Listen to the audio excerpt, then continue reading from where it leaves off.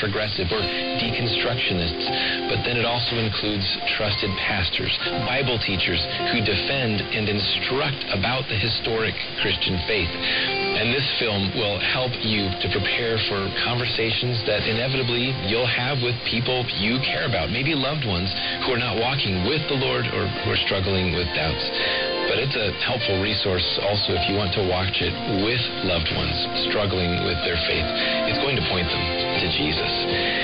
There are a few resources out there like this one today, which is partly the reason why we're so excited to send you the DVD, American Gospel, Christ Crucified, and we invite you to get in touch today by phone at 865-HAVEN. Again, 865-HAVEN, or online at haventoday.org. And again, the website, haventoday.org. I'm David Wolin. Won't you come back again next time? We'll be keeping it all about Jesus. It's the great story here on Haven Today.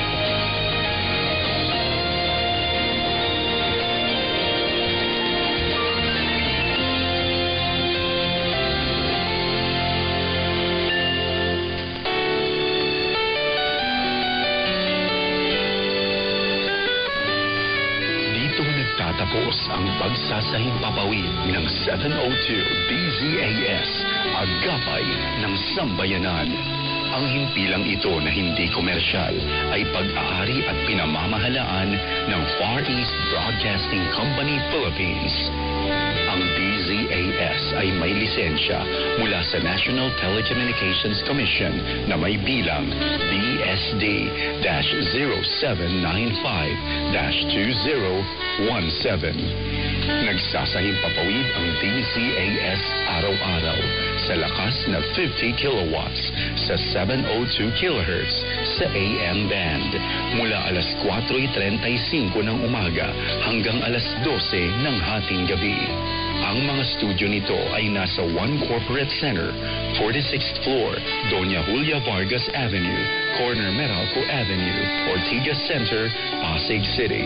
At ang transmitter naman ay nasa Bukawi, Bulacan.